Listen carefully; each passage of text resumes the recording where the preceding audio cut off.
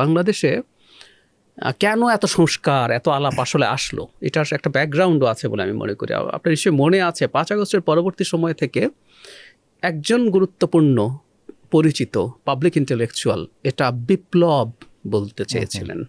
এটা গণ অভ্যুত্থান না, আমরা কিন্তু এটার বিরুদ্ধে ফাইট করেছি সে সময়। আমরা পারস্পরিক ফাইট, ওনার সাথে আমার মুখোমুখিও ডিবেট হয়েছে এগুলো নিয়ে। বিপ্লব করে বিপ্লবী সরকার করে ফেলো, কনস্টিটিউশন বাতিল করে দাও, মানে অনেকগুলো আপনার অর্ডার দিয়ে দেশ চালাও, ফরমান চলবে, তারপরে একদিন একটা কনস্টিটিউয়েন্ট অ্যাসেম্বলি হবে, সেটাতে একদিন কনস্টিটিউশন লেখা হবে, তারপর সেটার আলোকে জেনারেল ইলেকশন হবে। That was the model.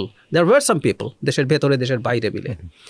তো এই যে একটা আনসার্টেনিটির চেষ্টা ছিল দীর্ঘ সময়ের জন্য ক্ষমতাটাকে কবজা করে ফেলা, সেই জায়গায় বিএনপি ইনফ্যাক্ট এটা পেরে ওঠে না আসলে বিএনপির জন্য, বিএনপি থাকার জন্য। কারণ বিএনপিকে আবার বিএনপি সংযমও দেখিয়েছে, কারণ বিএনপি খুব শক্ত হয়ে গেলে সেটা আবার কোনো অ্যানার্কি মাঠে তৈরি করে কিনা, যেটা অন্য কোনো পরিস্থিতি তৈরি হয়ে যায়। যেমন আমরা যদি বলি এভাবে যে নির্বাচিত সরকারের সাথেও ইভেন ইজিপ্টে যেটা হলো, অপরাপর বিরোধী দলগুলোর সংকট হতে হতে মাঝখানে মিলিটারি চলে এসছে। সো এটা ওয়াজ এ ভেরি ডেলিকেট ডিসিশন কীভাবে করবে। আমি মনে করি দে ডিড ইট স্মার্টলি, সরকার এর মাঝামাঝি একটা জায়গায় গিয়ে।